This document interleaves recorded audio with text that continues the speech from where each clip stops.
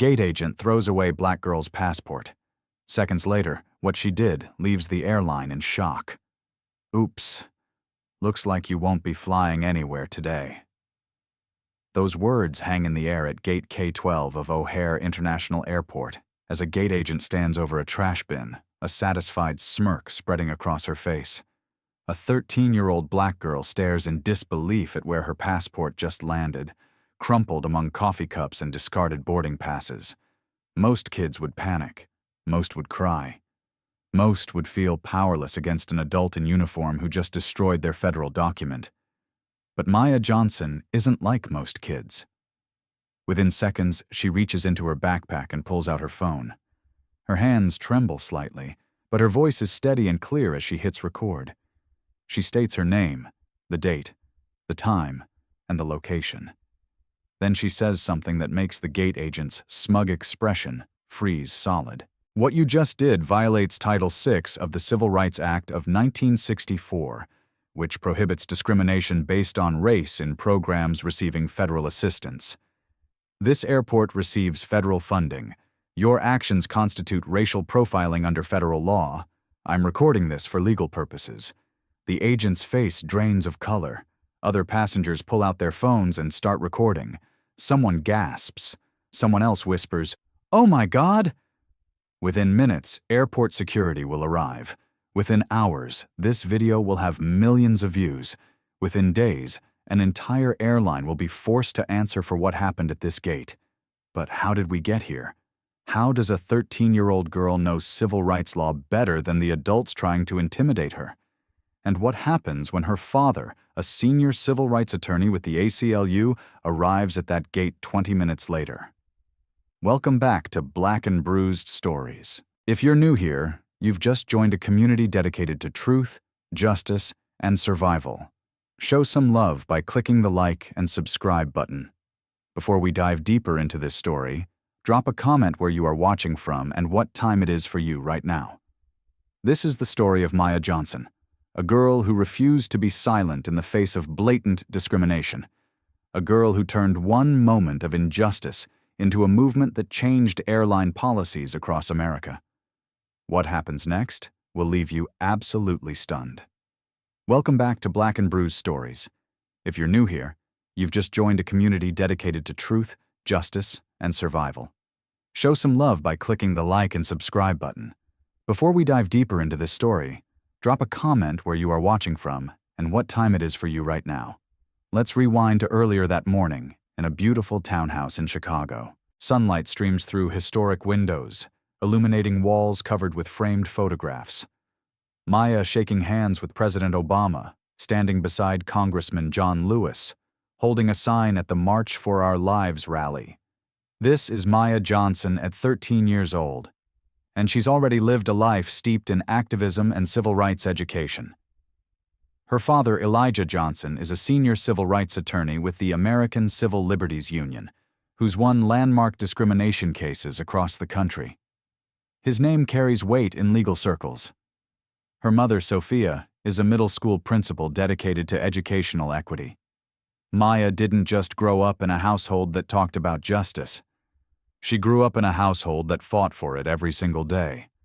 This morning, Maya is packing for a trip to Los Angeles to visit her aunt, but she's not packing like a typical teenager. Along with her clothes, she carefully places debate team materials, books about constitutional law, and a folder containing printed passenger rights documentation.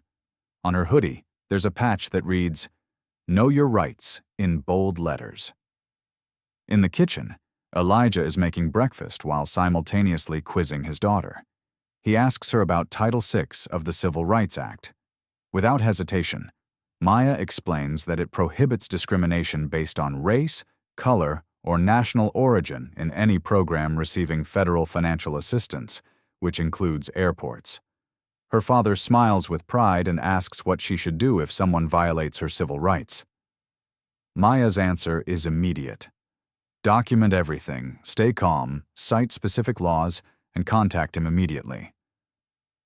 Sophia watches this exchange with a mixture of pride and worry. Her baby is only 13, and she's about to fly across the country alone. But Elijah reminds his wife that their daughter is more prepared than most adults. He's been training her since she was old enough to understand what discrimination means. He's taught her that knowledge is power, that documentation is evidence, and that calm persistence wins over angry outbursts every single time. Before Maya leaves, Elijah hands her something special, a small laminated card listing passenger rights and emergency legal contacts. It's worn at the edges from being carried on previous trips. Then he reminds her of something Dr. Martin Luther King Jr. once said: "Injustice anywhere is a threat to justice everywhere." Maya finishes the quote without prompting. She's heard it 1,000 times. She's about to live it. At O'Hare International Airport, Maya waves goodbye to her parents at the security checkpoint. The TSA screening goes smoothly. One officer even compliments her Know Your Rights hoodie, saying his own daughter is interested in law. Maya smiles and thanks him, then heads toward her gate with confidence. She's flown alone 6 times before without any problems. She has no reason to expect today will be different. As she walks through the terminal, she reviews debate notes on her tablet. Her topic for the upcoming competition is systemic racism in American institutions. She's researched everything from housing discrimination to police brutality to unequal education funding. She's prepared speeches, gathered statistics, and crafted arguments. What she doesn't know yet is that she's about to get a real-world education that no debate prep could have provided. Gate K-12 comes into view. The departure board shows Flight 447 to Los Angeles, scheduled to leave in 45 minutes. Behind the desk stands Karen Davis, the senior gate agent, late 30s with a tight blonde ponytail, cold blue eyes, and an American flag pin on her crisp uniform. Maya doesn't approach immediately. Instead, she observes. This is something her father taught her. Watch how people treat others before you interact with them. You can learn everything you need to know about someone's character by watching how they treat people who can't benefit them. And what Maya observes over the next 5 minutes makes her stomach tighten with recognition. Davis greets white passengers with warm smiles and friendly conversation. She processes their boarding passes quickly, wishes them pleasant flights, and makes small talk about their destinations. But when passengers of color approach her desk, everything changes. Her smile disappears. Her tone becomes clipped and formal. She scrutinizes their documents with exaggerated suspicion. A Latino family approaches the desk, and Maya watches Davis examine their passports with intense focus. Despite the fact that this is a domestic flight and passports aren't required, Davis demands to see them anyway. Then she asks the mother a question that makes Maya's jaw clench. "Are these children really yours? They don't look like you." The mother is stunned into silence, fumbling to explain that yes, these are her biological children, and she doesn't understand why she's being questioned. Davis eventually allows them through, but the damage is done. The family walks away looking humiliated and shaken. Maya recognizes what she's witnessing. She's read about it in her father's case files. She's studied it in her debate research. She's heard stories about it from family members and friends. This is racial profiling. This is discrimination. And now it's her turn to approach the desk. She takes a deep breath, squares her shoulders, and walks forward with her head high. She's polite, professional, and prepared. She greets Davis with a friendly good afternoon and states that she's checking in for Flight 447 to Los Angeles. Davis barely glances up. Her tone is flat and disinterested as she demands to see a boarding pass and identification. Maya presents her mobile boarding pass on her phone and her valid United States passport. Davis's eyes narrow the moment she sees Maya. Something shifts in the air. Something cold and dangerous. Davis takes the passport and begins examining it with exaggerated scrutiny, flipping through pages slowly, holding it up to the light, comparing the photo to Maya's face again and again. Finally, Davis speaks, and her first words send a chill down Maya's spine. She says that something doesn't look right about the passport. Maya is confused and asks what the problem might be. Davis ignores the question and asks where Maya's parents are. When Maya explains that she's traveling alone to visit family and that she's 13, which is above the minimum age for solo travel, Davis's expression hardens even further. Davis asks how a 13-year-old afforded a plane ticket. The implication is clear and insulting.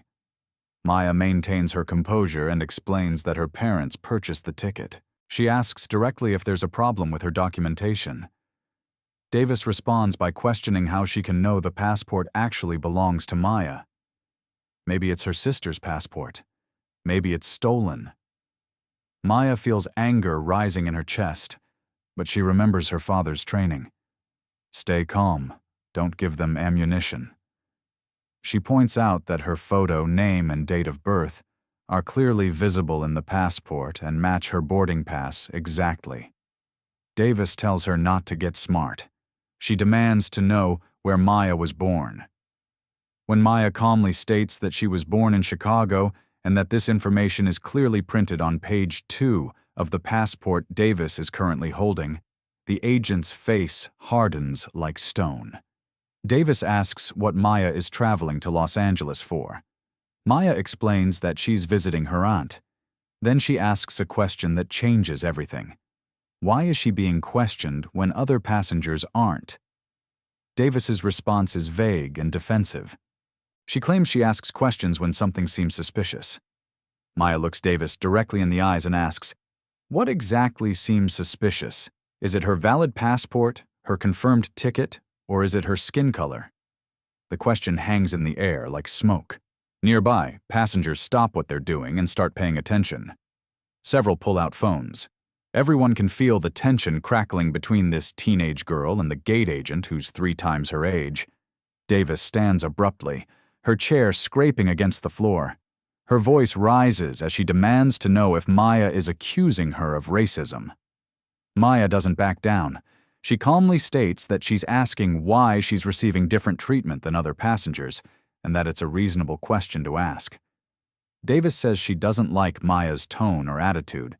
Maya responds that she's been respectful and is simply asking about the status of her travel documentation. Then, Davis makes her accusation official. She declares that the passport looks fake to her. Maya asks on what basis and what specific security features appear fraudulent. Davis is flustered by the specificity of the question.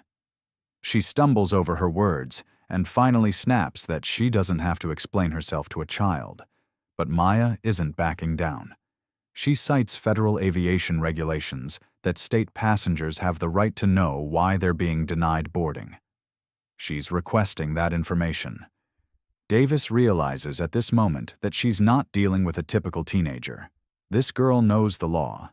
This girl is articulate, prepared, and unafraid. And that seems to make Davis even angrier. Davis changes tactics. She states that she's denying Maya boarding because her documentation is suspicious and because Maya is being confrontational. When Maya asks to speak with a supervisor, Davis delivers the crushing blow with a cold smile. She is the supervisor. She's the senior gate agent. There's no one above her at this gate. Maya's heart sinks, but her resolve doesn't waver. She remembers her father's instructions. Document everything. Stay calm. Know the law. She's about to put all 3 into practice in a way that will shock everyone watching. Davis continues to hold Maya's passport, tapping it against the counter with theatrical contempt. She announces that since the passport is clearly fraudulent, she's going to confiscate it. This is when Maya's legal knowledge comes into play. She calmly informs Davis that gate agents don't have legal authority to confiscate federal documents.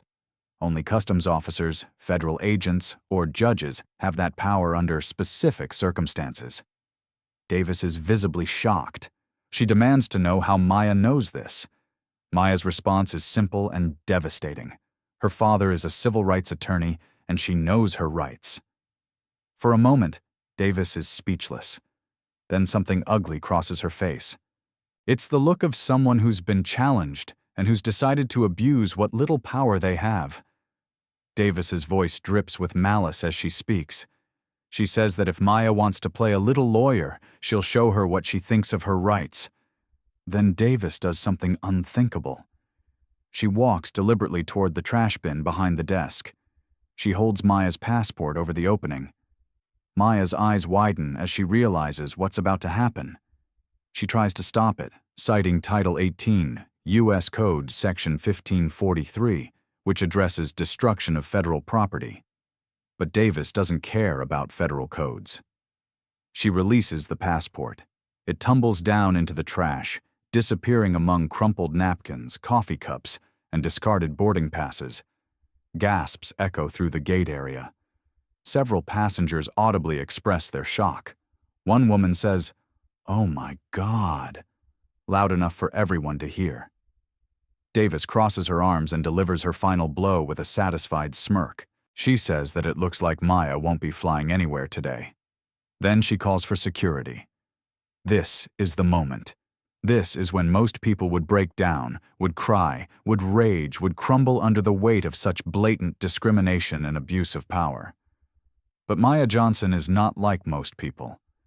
If you're watching this story unfold and feeling that anger, that sense of injustice burning in your chest, then you understand why it's so important to know your rights.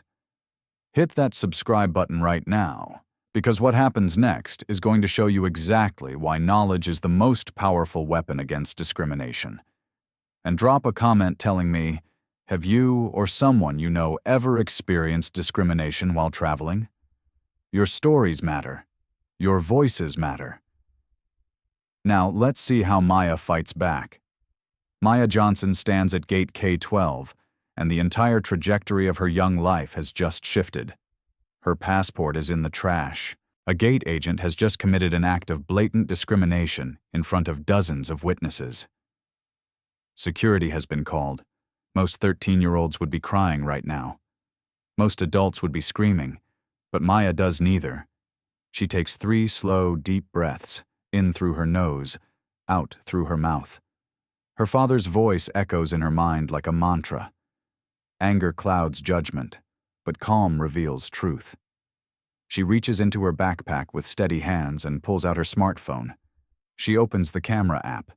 She positions the phone to capture both herself and Karen Davis, and then she hits record. Her voice, when she speaks, is clear and measured. She states her full name, Maya Marie Johnson. She states the date and time. She states her location, Gate K-12, O'Hare International Airport, Chicago. And then she describes exactly what just happened in language so precise, it sounds like a legal deposition. She explains that senior gate agent Karen Davis just threw her valid United States passport into the trash bin after Maya questioned why she was being treated differently than other passengers. She describes the interrogation she endured, the questions about how she afforded her ticket, the accusations that her passport might be stolen or fraudulent, and the refusal to process her boarding despite having valid documentation. Davis's reaction is immediate and aggressive. She demands that Maya turn the camera off right now, but Maya doesn't comply. Instead, she cites a legal case that most adults have never heard of, Glick versus Kiff. She explains that under this precedent, she has a First Amendment right to record public officials performing their duties in public spaces. She states clearly that this is a public airport, and Davis is performing her duties as a government-contracted employee. Davis is stunned into momentary silence. This teenager just cited case law, but Maya isn't finished, not even close. She continues speaking into the camera, and what comes next makes jaws drop throughout the entire gate area. She explains that Davis has violated Title VI of the Civil Rights Act of 1964. She describes how this federal law prohibits discrimination based on race, color, or national origin in any program or activity receiving federal financial assistance. She points out that O'Hare International Airport receives federal funding, which means all employees and contractors are bound by this law. She states that Davis's actions constitute racial profiling under federal law. Other passengers are now pulling out their own phones. Within seconds, at least 8 people are recording this confrontation from different angles, An elderly white woman with silver hair is filming. A black businessman in a suit is filming. A young Asian American couple is filming. The Latino family with 3 children from earlier is filming. Everyone recognizes that they're witnessing something extraordinary. Davis realizes she's losing control of the situation. She tries to grab Maya's phone, reaching across the desk with her hand extended, but Maya steps back quickly, creating distance. Her voice remains calm as she warns Davis not to touch her. She states clearly that assault of a minor is a criminal offense and that any physical contact will be recorded and reported. Another gate agent approaches.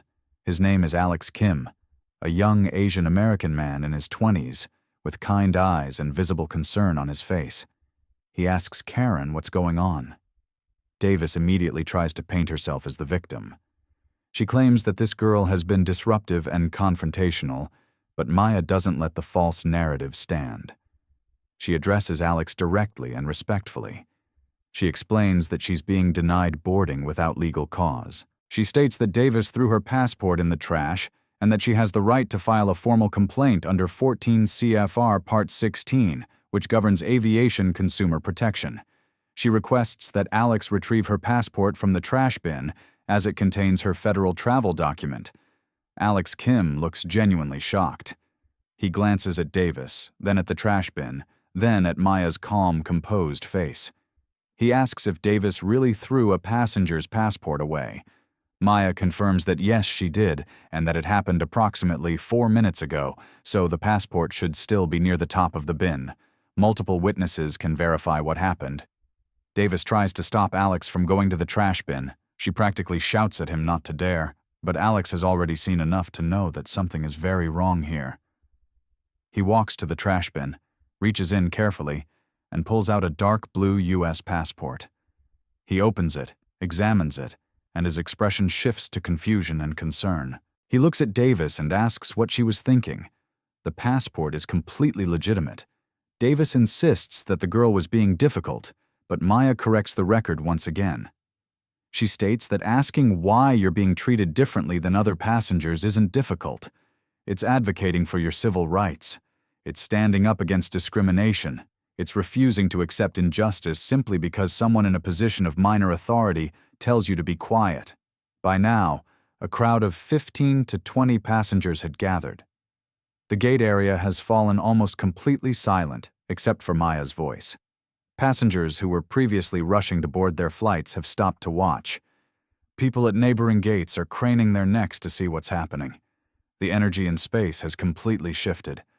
What started as a gate agent abusing her power over a lone teenage girl has become a public reckoning captured on multiple cameras. An elderly white woman with a kind face speaks up. She says she saw the whole interaction. She witnessed Davis being incredibly rude to this young lady for no justifiable reason. The woman says she was appalled by what she watched. A black businessman in an expensive suit adds his voice.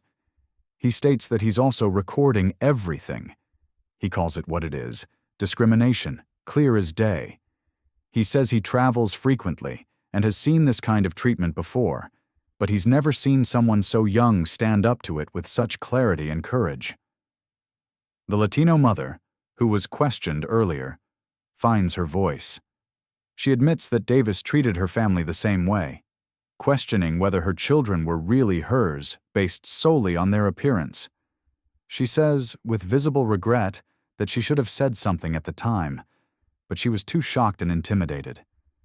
Now she's glad that Maya is speaking up for everyone who stayed silent. Davis is losing control completely. She tells all the passengers to mind their own business, but they don't. They refuse because what they're witnessing isn't just one girl being mistreated. It's a pattern of discrimination being exposed. It's a system of unchecked power being challenged, and they're realizing that their silence would make them complicit. Maya seizes this moment to address the crowd directly. Her words carry the weight of someone far older than 13. She thanks everyone for being witnesses. She explains that when we see injustice and stay silent, we become part of the problem. Speaking up is how change happens. One voice can be dismissed, but many voices together create a chorus that cannot be ignored. Then she makes a phone call that will change everything. She dials her father's number. Elijah Johnson answers on the second ring, his voice tight with concern. He immediately asks if she's okay. Maya's response is calm and factual. She tells him she needs him. Gate K-12. The senior gate agent threw her passport in the trash and denied her boarding. She has everything on video. She has multiple witnesses. She cited Title VI and Part 16 regulations, just like he taught her. Elijah's voice changes. There's pride there, fierce and unmistakable. But there's also anger, not at Maya, but at the situation. He asks if she stayed calm. She confirms she did. He asks if she documented everything. She confirms she did. Then he calls her what she is. His girl, his brave, brilliant, powerful girl who just did everything exactly right. Elijah tells her to put him on speaker. His voice fills the gate area, clear and authoritative. He instructs Maya not to let anyone intimidate her. He tells her he's calling the airport director and the ACLU right now.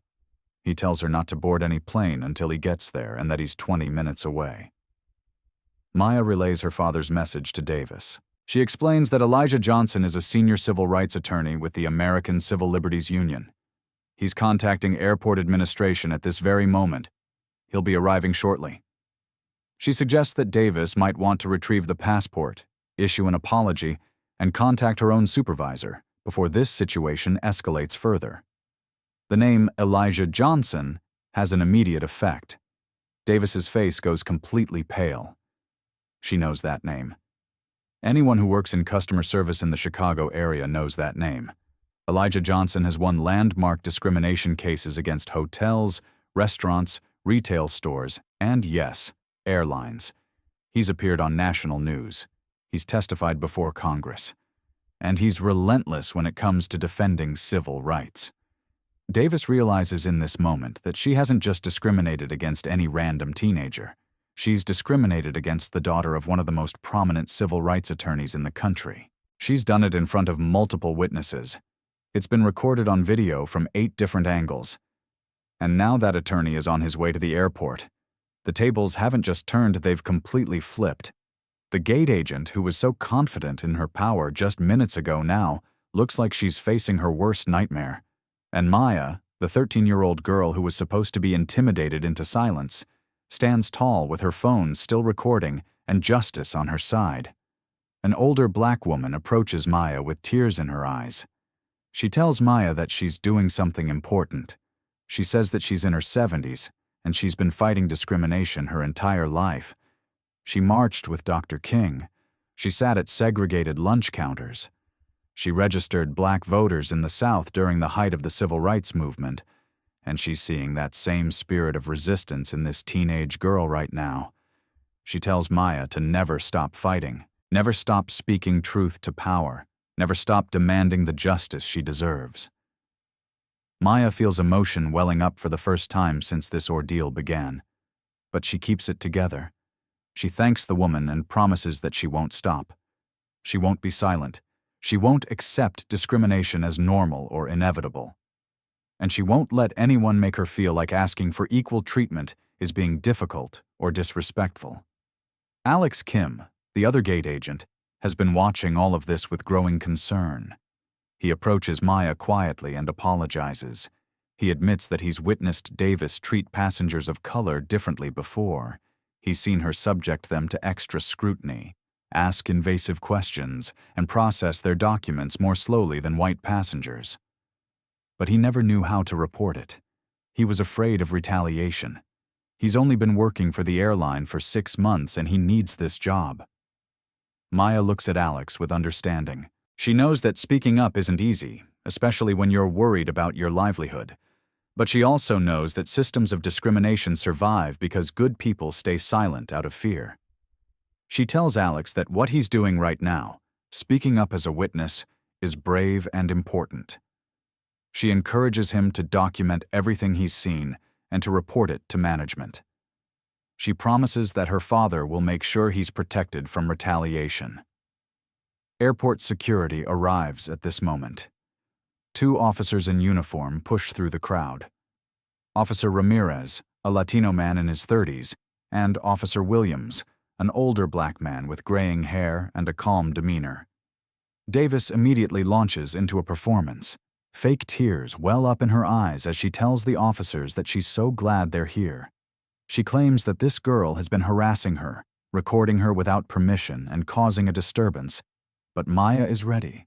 She addresses the officers calmly and respectfully. She identifies herself by name. She explains that she was denied boarding without legal cause and that the gate agent threw her valid passport in the trash. She states that she has video evidence of everything that occurred. Multiple passengers witnessed the incident. She clarifies that she's not being disruptive. She's exercising her legal rights as outlined in federal law. Officer Ramirez asks if she can lower her phone. Maya respectfully declines. She explains that she's continuing to document the interaction for her safety and to ensure an accurate record of events. Officer Williams studies Maya's face carefully. There's something in her calm confidence, her precise language, her knowledge of legal terminology that catches his attention. Williams asks if her last name is Johnson and if her father is Elijah Johnson. When Maya confirms this, Williams's entire demeanor shifts.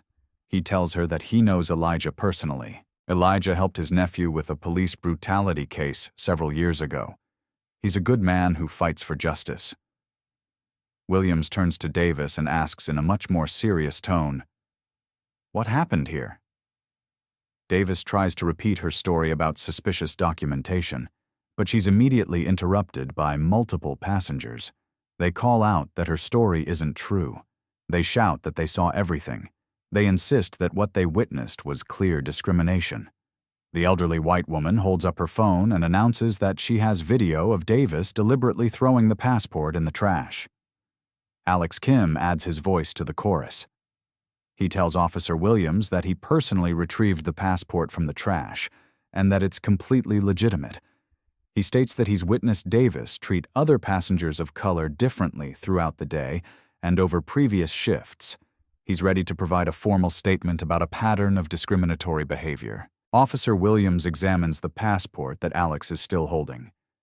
He confirms that it's valid, properly issued, and shows no signs of forgery or tampering. He asks Davis directly why she threw away a legitimate passenger's federal document. Davis stumbles over her words. She claims it was an accident, but the elderly white woman immediately contradicts this. She describes in detail how Davis held the passport up deliberately, maintained eye contact with Maya, and then dropped it. There was nothing accidental about it. The situation is now completely out of Davis's control. What started as her wielding power over a lone teenager has become a public exposure of discrimination with multiple witnesses, video evidence, and security involvement. And in exactly 12 minutes, Elijah Johnson will arrive at this gate with the full weight of the ACLU behind him. Officer Williams radios for a supervisor, while Officer Ramirez works to keep the growing crowd calm and organized. Within minutes, a woman in a sharp business suit strides through the terminal with the purposeful walk of someone who commands respect. This is Patricia Morrison, the airport operations director. She's a black woman in her 50s with steel gray hair, intelligent eyes, and an air of absolute authority. She's been managing this airport for 12 years, and she's seen a lot, but she's never seen anything quite like this. Morrison arrives at the gate and immediately assesses the situation. She takes in the crowd, the recording phones, the teenage girl standing calm and composed with her own phone still rolling, and the gate agent, who looks like she wants the floor to swallow her whole. Morrison's voice cuts through the noise like a blade. She demands that someone explain what's happening at her airport. Officer Williams provides a concise briefing while Morrison's expression grows progressively harder. Then Williams does something that proves how seriously the situation is being taken. He pulls up videos from 3 different passengers on their phones and shows them to Morrison in sequence. Morrison watches a recording from the elderly white woman that shows Davis holding the passport and deliberately dropping it. She watches a video from the black businessman that captures Maya calmly citing legal statutes while Davis tries to intimidate her into silence. She watches a recording from the Latino mother that shows Davis's discriminatory questioning of multiple passengers. By the time Morrison finishes reviewing the evidence, her jaw is set and her eyes are blazing. She turns to Maya first, which is significant. In most situations like this, authorities speak to the adult employees first and treat young people as secondary. But Morrison recognizes that Maya is the victim here, and she deserves to be addressed first and with respect. Morrison introduces herself and tells Maya that she's deeply sorry for what happened. Her apology sounds genuine, not like corporate damage control. But Maya has learned from her father that apologies without action are just words. So she thanks Morrison for the apology. But then she says something that catches everyone off guard. She states clearly that she doesn't just want an apology, she wants accountability. Morrison nods slowly. She respects this response. She tells Maya that she'll have accountability. Then she turns to Davis with an expression that could freeze fire. She informs Davis that she's suspended immediately, pending a full investigation. Davis tries to argue. She starts to say that Morrison can't do this, but Morrison cuts her off with the authority of someone who absolutely can. Morrison demands Davis's badge, radio, and access card. Davis is desperate now. She insists that the girl was being disrespectful and that she accused Davis of racism, but Maya corrects the record once again. She points out that she asked why she was being treated differently than other passengers. That's not disrespectful. That's self-advocacy. That's standing up for civil rights. That's refusing to accept discrimination as normal. Morrison has heard enough. She tells Davis that in her 30 years working in aviation, she has never seen an employee throw a passenger's passport in the trash. She states that Davis's employment is under serious review and that the investigation will be thorough and complete. She tells Davis to hand over her badge and leave the gate area immediately. But Maya isn't finished yet. She addresses Morrison with the same calm professionalism she's maintained throughout this entire ordeal. She states that she'd like to file a formal discrimination complaint under federal aviation regulations. Morrison says that's absolutely her right, and that all necessary forms will be provided. Then Maya makes a request that impresses everyone listening. She asks if it's possible to request data on complaint patterns for this particular agent. She explains that if this is a pattern of behavior rather than an isolated incident, other passengers may have been affected and deserve justice as well. Morrison looks at this 13-year-old girl with something like awe. That's an astute request, she says. The investigation will absolutely look into complaint histories and patterns. Morrison pulls out her own phone and starts making calls. She's contacting human resources, legal department, and corporate headquarters. This isn't being swept under the rug. This is being taken to the highest levels of management. At this moment, there's a commotion at the edge of the crowd. People part like water as a man in a sharp suit runs through the terminal. He's breathing hard. His tie is slightly askew and his face is a mixture of concern and fury. This is Elijah Johnson, and he's just covered what should have been a 20-minute drive in 12 minutes. Maya sees her father, and for the first time since this ordeal began, her composure cracks slightly. She doesn't cry, but her voice wavers as she calls out to him, "Dad." Elijah pushes through the final few people and reaches his daughter. He pulls her into a tight embrace. And for a moment, she's not a teenage activist reciting civil rights law. She's a 13-year-old kid who's just been through something traumatic and needs her father. Elijah holds Maya for several seconds, then pulls back to look at her face. He checks to make sure she's really okay, scanning her for any signs of distress beyond what he can see in her eyes. Then he tells her words that she'll remember for the rest of her life. He says that she did everything right, every single thing. He tells her he's so incredibly proud of her, and his voice breaks slightly on the word proud. But Elijah is also a civil rights attorney, and he's here on a mission. He turns to address Morrison, Officer Williams, and the crowd of witnesses. He introduces himself formally. Elijah Johnson, Maya's father and senior counsel with the American Civil Liberties Union. His voice carries the weight of authority earned through decades of fighting discrimination cases. He states that he wants to know what systemic changes will be implemented to prevent this from happening to another child, another passenger, another human being who deserves dignity and respect. Morrison responds that the airline takes this situation extremely seriously. But Elijah doesn't accept corporate platitudes.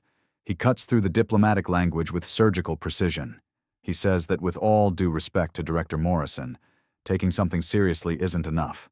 His daughter shouldn't have had to cite federal law to receive basic human dignity. A 13-year-old child shouldn't have to know more about civil rights protections than the adults who are supposed to serve the traveling public. Elijah demands to know what training Davis received on implicit bias. Morrison admits that all employees undergo annual diversity training. Elijah's response is devastating in its simplicity. Clearly, it's insufficient. He demands to see the airline's discrimination complaint data. He wants to know how many other passengers of color have filed complaints against Karen Davis specifically. He wants to know how many complaints were dismissed or ignored. He wants to know what patterns exist across the entire airport. The crowd is completely silent now. Everyone is watching this masterclass in advocacy. Elijah isn't yelling. He's not being aggressive or disrespectful, but his words carry the force of someone who knows the law inside and out, who has the resources to follow through on every demand, and who will not be placated with empty promises. Then, Maya speaks up, and what she says next sends ripples through everyone watching. She states that she wants a public apology from Davis, not a private statement, not a corporate email, a public apology. Right here, right now, in front of all these witnesses, she wants Davis to acknowledge specifically what she did wrong. Every head turns toward Davis, who looks like she'd rather be anywhere else on Earth. She tries to resist. She stammers that she doesn't think this is necessary. But Morrison's voice is steel. She orders Davis to apologize. Davis's apology when it comes is barely audible. She mutters that she's sorry, but Maya isn't accepting a vague, meaningless statement. She asks Davis to specify what she's apologizing for. Davis reluctantly admits she's sorry for throwing the passport away, but Maya pushes further. She demands that Davis apologize for treating her differently because of her race. Davis can't bring herself to say it. The words stick in her throat. The silence stretches out, uncomfortable and damning. Officer Williams, who's been watching this entire exchange, adds his voice. He tells Davis to say it. Say the words. Acknowledge what you did. Elijah gives Davis a 10-second countdown. He states clearly that if a genuine apology acknowledging racial discrimination isn't issued immediately, the video footage will go viral. The story will be on every news outlet by tonight, and the ACLU will file a federal civil rights lawsuit, not just against Davis personally, but against the airline for maintaining a hostile environment that enabled her discriminatory behavior. Davis breaks with tears of humiliation and anger streaming down her face. She finally says the words. She apologizes for treating Maya differently because of her race. She admits that it was wrong. She acknowledges that it was discrimination. Her voice is bitter and resentful, but the words are spoken and recorded on multiple devices. The apology is documented. The crowd erupts into applause. It's not celebratory applause. It's the sound of people recognizing that justice, real justice, just happened right in front of them.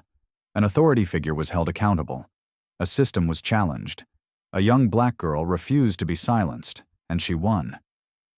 Security escorts Davis away from the gate. As she walks through the terminal for what will be the last time as an airline employee, she shoots one final look at Maya. It's a look of pure venom of someone who blames the victim for her own consequences. But Maya doesn't flinch. She stares back with steady eyes, and Davis is the one who looks away first. After Davis disappears into the terminal, Morrison turns her full attention to making things right. She tells Maya that her ticket will be fully refunded. She'll be booked on the next available flight to Los Angeles in first class. The airline will provide travel vouchers for Maya's entire family for future flights. A formal letter of apology will be issued from corporate headquarters.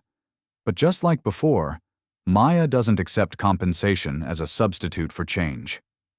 She thanks Morrison for the gestures, but states clearly that she wants more than vouchers and upgrades. She wants policy change, real systemic change that will prevent this from happening to others. Morrison asks what Maya is suggesting, and this is when Maya does something that leaves everyone, including her father, absolutely stunned. She reaches into her backpack and pulls out a folder. Inside are neatly organized documents, research papers, statistical analyses, and policy recommendations. She's been carrying this folder prepared and ready. Maya explains that she wants mandatory anti-discrimination training for all customer-facing staff, not just a 1-hour annual video that employees can sleep through. She wants training that includes real scenarios, accountability measures, and consequences for discriminatory behavior. She wants a passenger bill of rights posted prominently at every gate in language that's clear and accessible. She wants an easily accessible complaint process with third-party oversight so that complaints aren't just reviewed by the same people who might want to protect their colleagues. And she wants quarterly diversity audits with results published publicly so passengers can see whether the airline is actually improving. Elijah stares at his daughter with something like shock. He asks her when she prepared all of this. Maya's response is matter of fact. She explains that she created these policy recommendations last year for her social justice debate case. She researched airline discrimination patterns across the country, analyzed complaint data that was publicly available, and drafted evidence-based solutions. She just never imagined she'd need to use her research for herself. Morrison takes the folder and flips through the documents. Her expression shifts from surprise to genuine respect. She tells Maya that these recommendations are not only reasonable, they're actually excellent. They're specific, measurable, and actionable. She commits to bringing them to the executive leadership team at the next board meeting. Elijah adds his voice. He informs Morrison that he and Maya will be following up personally to ensure implementation. He states that his daughter just handed the airline a roadmap to avoid future lawsuits, public relations disasters, and federal investigations. The smart move would be to implement these recommendations immediately and publicly. Maya then does something that cements her legacy in that moment. She turns to address the crowd of passengers who have been watching, supporting, and documenting everything. She thanks them all for speaking up.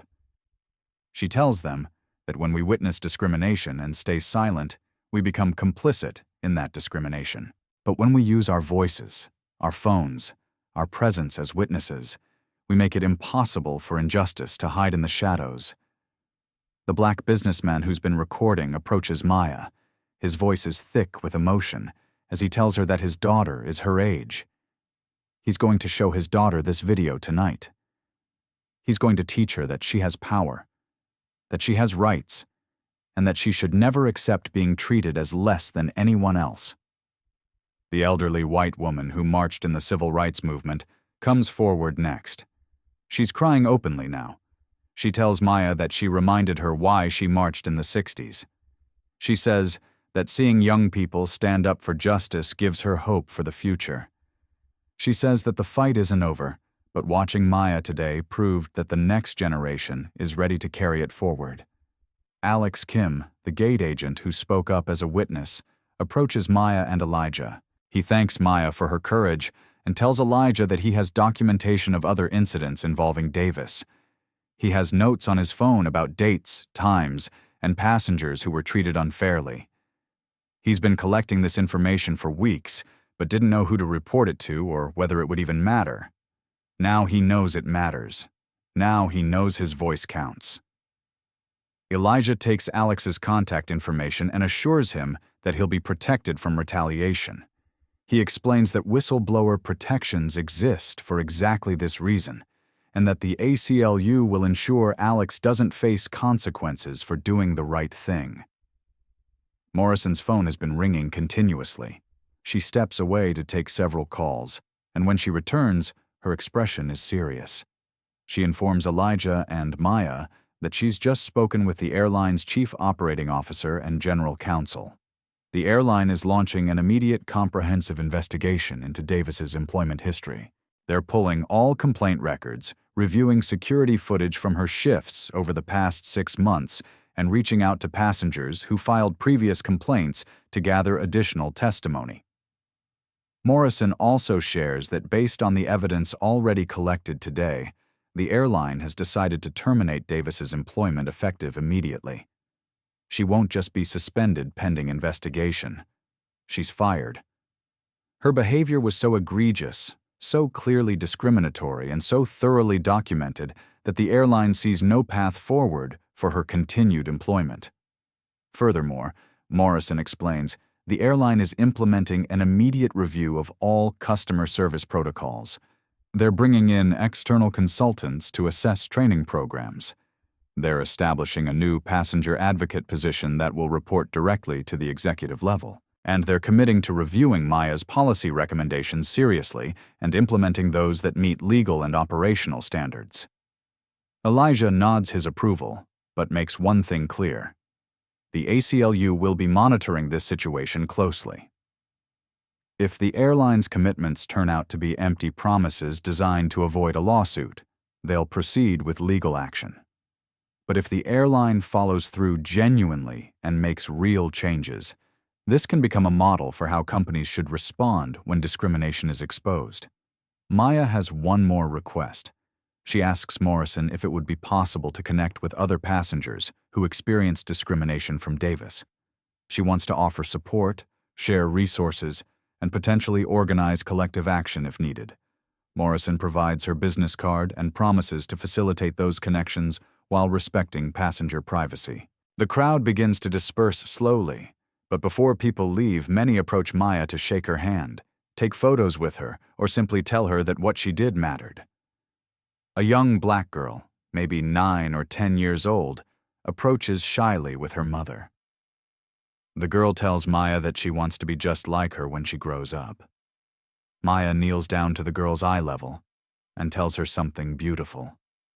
She says that the girl doesn't need to wait until she grows up. She can stand up for what's right today. She can learn her rights today. She can use her voice today. Age doesn't determine your power. Knowledge and courage do. If you've made it this far in this story, you understand why this matters.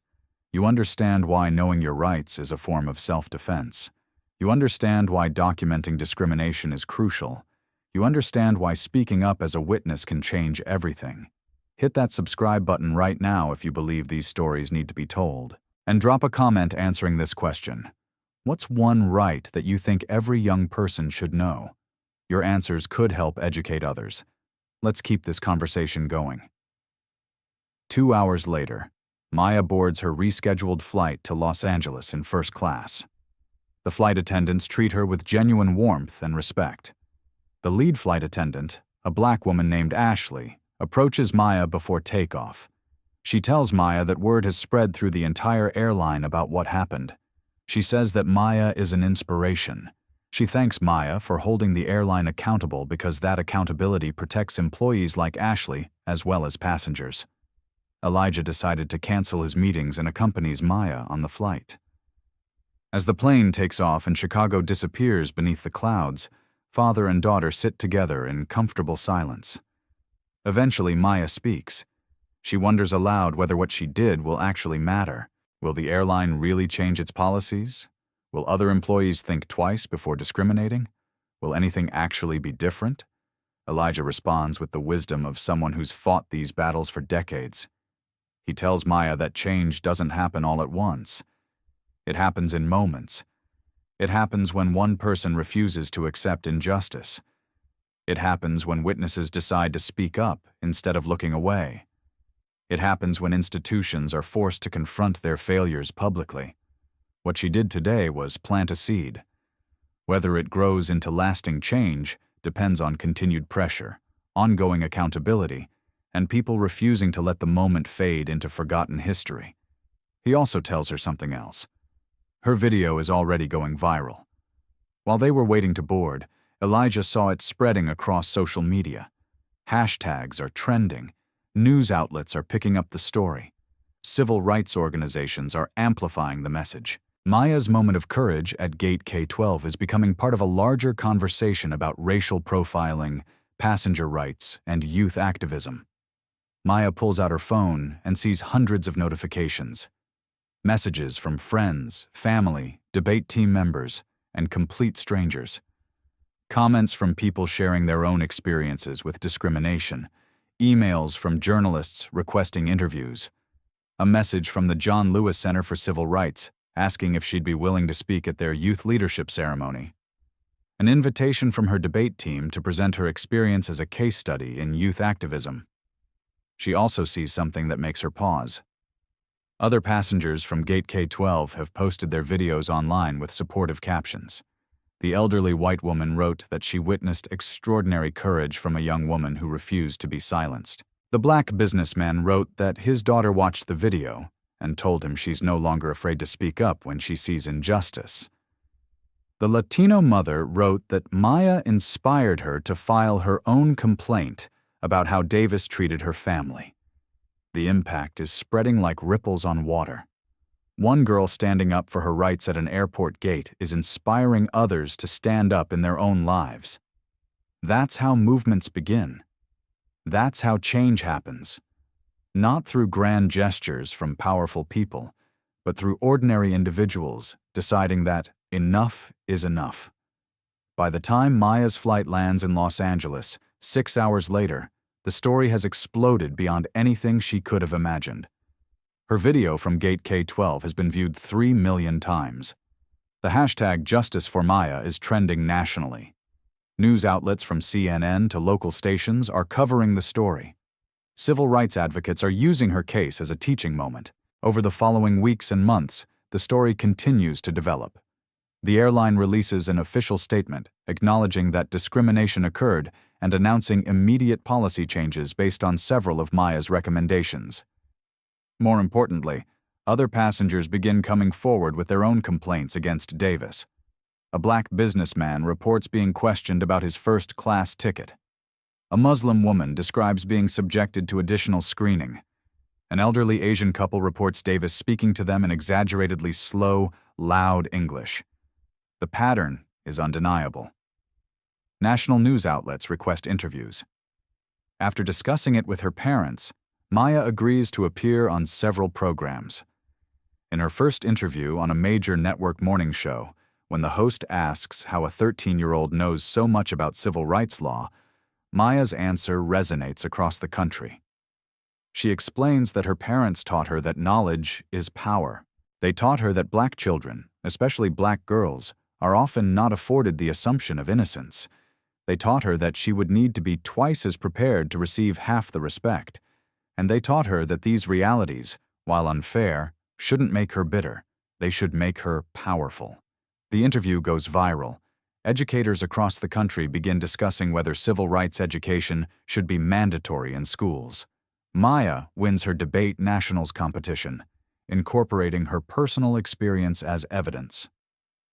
6 months after the incident, she's invited to testify before a congressional committee examining discrimination in transportation. She presents her research, shares her experience, and answers questions with clarity and confidence. The congressional testimony leads to proposed legislation addressing discrimination in transportation, including many of the recommendations Maya originally drafted. The bill faces opposition from industry groups, but has strong support from civil rights organizations. 1 year after the incident, Maya is invited back to O'Hare International Airport for a special event. The airline is unveiling new anti-discrimination policies and training programs based on her recommendations. At the event, Morrison acknowledges publicly that the airport and airline failed passengers of color for too long and commits to ongoing vigilance. 3 years after Gate K-12, Maya is 16 and preparing for college. The discrimination legislation that included her recommendations has just passed Congress and is headed to the president's desk. Within weeks, it will become federal law. Airlines across America will be required to implement the training programs, oversight mechanisms, and accountability measures that Maya first drafted for her debate competition. The final scene isn't at an airport or courtroom. It's in a Chicago high school classroom, where Maya is guest speaking to a civics class. At the end of her presentation, a shy student asks what they should do if something like this happens to them. Maya tells them to educate themselves about their rights. Knowledge is the foundation of resistance. Stay calm in the face of injustice. Composure is strategic, not submissive. Document everything. In the digital age, your phone is the most powerful accountability tool. Speak up even when scared. Courage is acting despite fear. Find allies. Change rarely happens alone. But then she adds something deeper. Imagine the world you want to create. Don't just resist what's wrong. Envision what's right. Don't just tear down systems of oppression. Build systems of justice. Don't just say no to discrimination. Say yes to equity, inclusion, and human dignity. She tells them they have more power than they know. Their voices matter. Their actions matter. And if a 13-year-old girl at an airport gate can change airline policies across the country by simply knowing her rights and refusing to be silent, imagine what an entire generation of empowered young people can do. The students erupt in applause. As Maya walks out of the school building, her phone buzzes. It's a message from a 15-year-old girl from Texas who just experienced discrimination at a mall. The girl writes that she remembered Maya's story. She pulled out her phone and recorded the interaction. She stayed calm and cited the Civil Rights Act. And because she documented everything, the discriminatory employee is now facing consequences. The message ends, "Thank you. You saved me from accepting that treatment as normal. You showed me I have power." Maya responds simply, "You always had that power. I just helped you see it. Now go help someone else see theirs. That's how we change the world."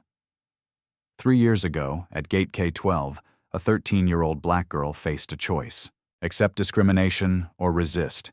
She chose resistance, and that choice changed everything. The legislation will protect millions of travelers. Young people across the country now know their rights, but perhaps most importantly, a generation of young activists is rising with the understanding that they don't have to wait until they're adults to create change. Because that's exactly what Maya Johnson did. She knew her rights. She stayed calm. She documented everything.